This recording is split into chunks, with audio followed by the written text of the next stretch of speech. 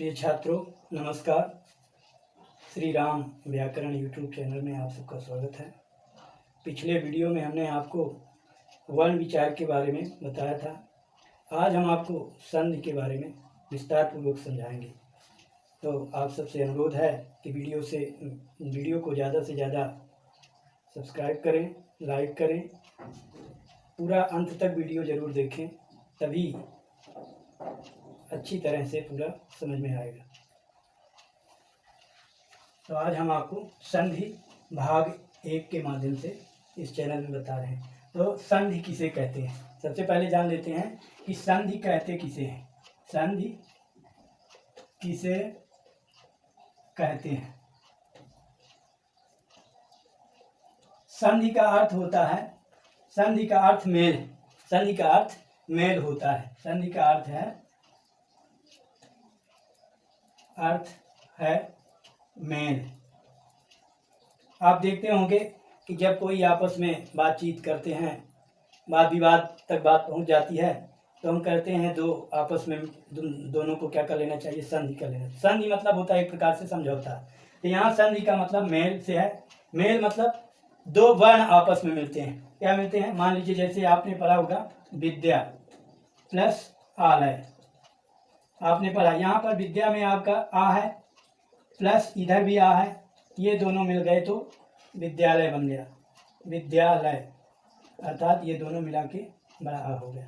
तो ये क्या कहलाता है? संधि कहलाता है। ठीक है ना। दो वर्णों के मेल को हम क्या कहते हैं, तो इसकी हम डिफिनीशन पढ़ लेते हैं आज। संधि किसे कहते हैं?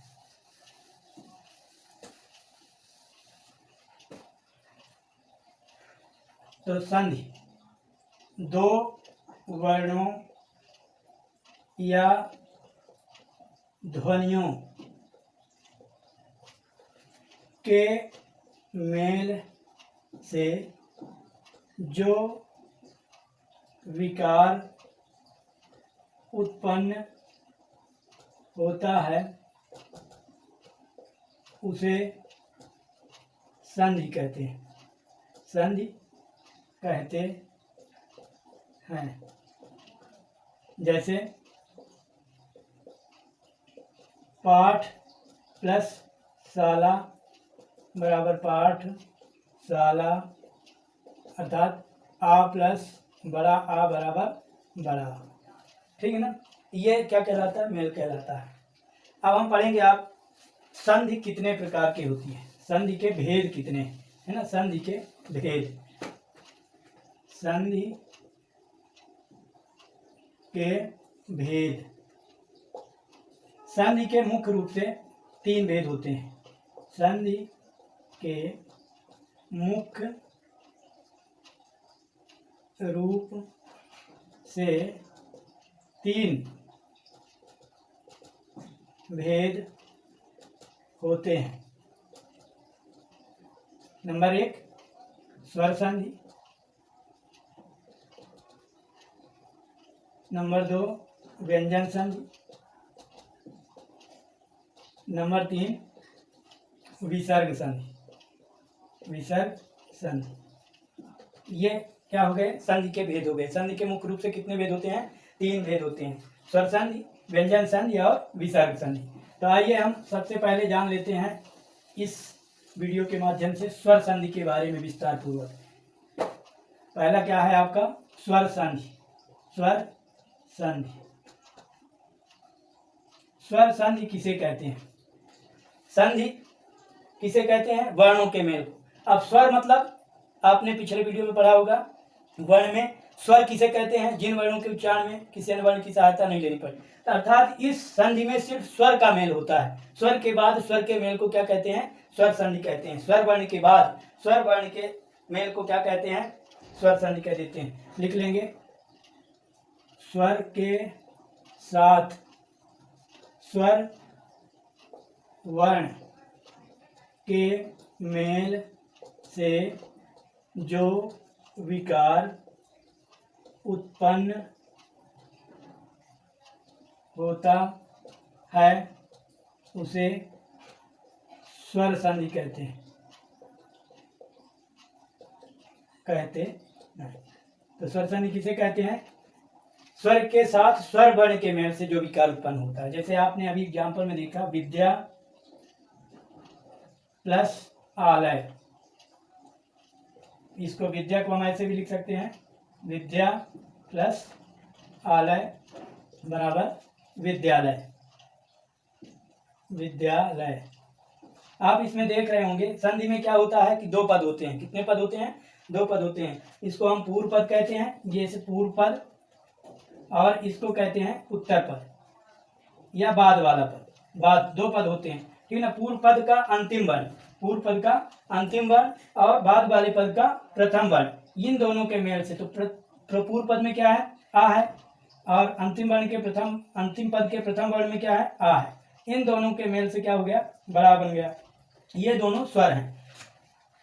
तो हम किसे कहते हैं? स्वर स्वर वर्ण के मेल को, स्वर से स्वर जब मिलते हैं, है ना। इस प्रकार से और बहुत से एग्जाम्पल आप देख सकते हैं।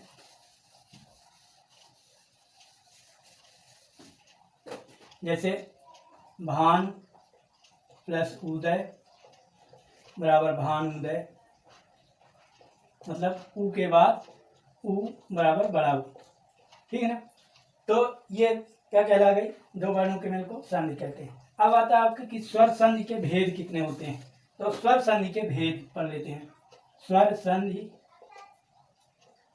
के भेद, स्वर संधि के 5 भेद होते हैं। स्वर संधि के 5 भेद होते हैं। नंबर 1, दीर्घ स्वर संधि। दीर्घ स्वर संधि, जैसा कि नाम से स्पष्ट है, दीर्घ, दीर्घ मतलब बड़ा हो जाता है। इस संधि में जब दो स्वर आपस में मिलते हैं, समान स्वर, जब दो समान स्वर आपस में मिलते हैं तो उन दोनों के मेल से क्या हो जाता है? दीर्घ हो जाता है ना। क्या लिखेंगे? जब ये दोनों समान स्वर आपस में मिलते हैं, कौन स्वर मिलते हैं? समान स्वर, सवर्ण, चाहे वो छोटा हो तो लिख देंगे सवर्ण। सवर्ण मतलब एक जाति के। सवर्ण ह्रस्व, ह्रस्व अथवा दीर्घ स्वर के बाद सवर्ण स्वर ह्रस्व, ह्रस्व अथवा दीर्घ स्वर, सवर्ण ह्रस्व अथवा दीर्घ स्वर के बाद सवर्ण ह्रस्व अथवा दीर्घ स्वर आए तो उन दोनों को मिलाकर दीर्घ हो जाता है। क्या हो जाता है? दीर्घ हो जाता है, ठीक है ना। जैसे अभी आपने पढ़ा आ के बाद आ प्लस आ बराबर बड़ा, बड़ा आ प्लस छोटा बराबर बड़ा, बड़ा आ प्लस बड़ा बराबर बड़ा, है ना। तो ये चाहे आपका छोटा छोटा हो तब भी बड़ा होगा, बड़ा छोटा हो तब भी बड़ा होगा, बड़ा बड़ा हो दोनों तब भी बड़ा होगा। इसी प्रकार से ई प्लस ई बराबर बड़ी, ऊ प्लस ऊ बराबर बड़ा ऊ, और री प्लस री बराबर बड़ी री भी होती है इसमें एक, लेकिन इसमें आप पढ़ते कम देखते हैं, है ना। तो री भी होती है। इस प्रकार से एग्जाम्पल भी देख लेते हैं इनमें। अभी तो हमने बताया कि कौन कौन से वर्ण से मिलने से कैसे बन जाते हैं। तो एग्जाम्पल में आपने पढ़ा, ये विद्या प्लस आलय बराबर विद्यालय,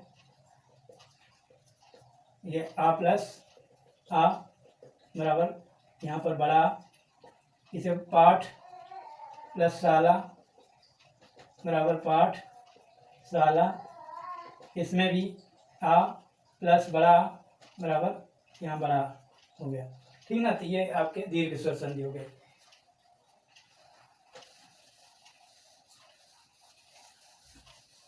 दूसरा है आपका गुण संधि। दूसरा क्या है? गुण संधि। गुण संधि पढ़ेंगे तो इसमें लिख लेते हैं, जब आ अथवा बड़ा आ के बाद ई अथवा बड़ी ई आए उ अथवा बड़ा उ आए तो उन दोनों के स्थान पर आ के बाद आ अथवा बड़ा आ के बाद ई आने पर ए, आ के बाद उ आने पर ओ हो जाता है। ये दीर्घ संधि का। तो जब आ अथवा बड़ा आ के बाद ई अथवा बड़ी आए तो ए और आ अथवा बड़ा आ के बाद उ अथवा बड़ा उ आए तो ओ हो जाता है। क्या हो जाता है? ओ हो जाता है ना। ये नियम है इसका। गुण संधि में जब आ अथवा बड़ा आ के बाद ई आए या छोटी आए चाहे बड़ी आए तो दोनों के स्थान पर ए हो जाता है। आ अथवा बड़ा आ के बाद उ आए तो दोनों के स्थान पर क्या हो जाता है? ओ हो जाता है। और इसी प्रकार आ अथवा बड़ा आ के बाद आ अथवा बड़ा आ के, यहाँ पर डैश कर लेंगे ताकि पहचान में आए, है ना, कहाँ पर क्या है। आ के बाद री आए तो आर हो जाता है, आर हो जाता है। ठीक, ये हो गया आपका गुण संधि। एग्जाम्पल में देख लेते हैं। उप प्लस इंद, आप देख रहे हैं यहाँ पर क्या है? आ प्लस ई बराबर क्या हो गया? उपेंद्र। यहाँ पर ए हो गया। ठीक, रमा प्लस ईस, रमा प्लस ईस बराबर रमेश, है ना। ये हो गया आ के बाद बड़ी, है ना, बराबर क्या हो गया? ए। इस प्रकार से ये बदल जाता है। गुण संधि के बाद आता है आपका नंबर 3 वृद्धि संधि। नंबर 3 वृद्धि संधि। वृद्धि संधि इसका नियम है कि आ अथवा बड़ा आ के बाद, आ अथवा बड़ा आ के बाद ए अथवा आय, ए अथवा आय, ए आए चाहे आय आए तो क्या हो जाता है? उन दोनों के स्थान पर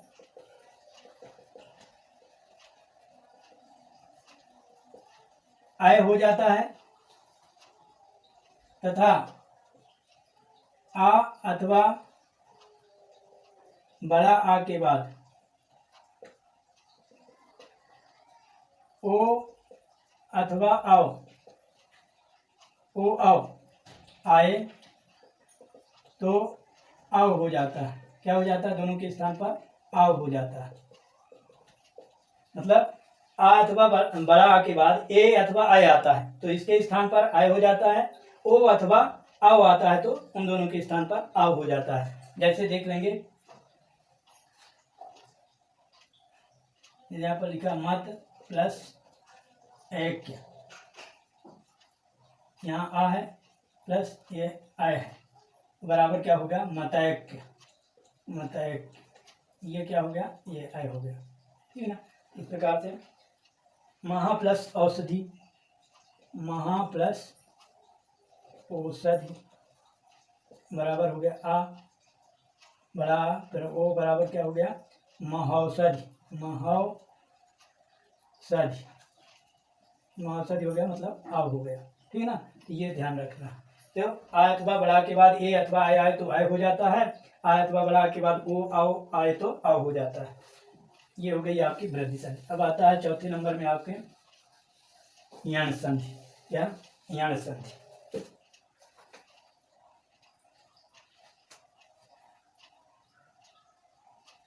नंबर 4 यण संधि।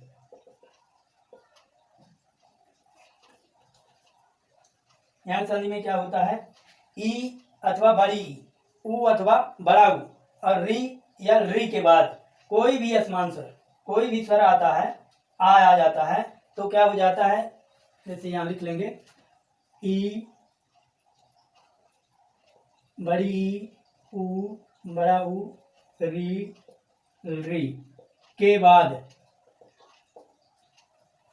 इनके अलावा, है ना, यदि के बाद यदि कोई स्वर आता है, अर्थात लिख लेंगे आ, है ना, ये आ आता है ना, तो ई के स्थान पर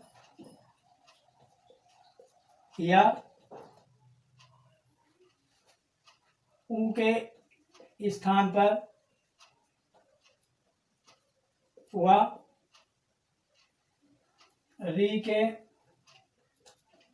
स्थान पर र और री के स्थान पर ला हो जाता है।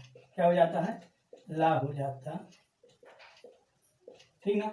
यदि ई बड़ी ई, ऊ बड़ा ऊ, री के बाद कोई भी स्वर आता है, कोई स्वर, चाहे आ हो चाहे ए हो, है ना, जो भी, पर अधिकांशतः क्या या आ आता है ना। जैसे आप देख लेते हैं आति प्लस अल्प, उदाहरण में आति प्लस अल्प बराबर क्या हो गया, अत्यल्प। इसमें क्या है, ई के बाद क्या है, आ है, तो ई और या का मिला के क्या बन गया, या बन गया, ठीक है ना।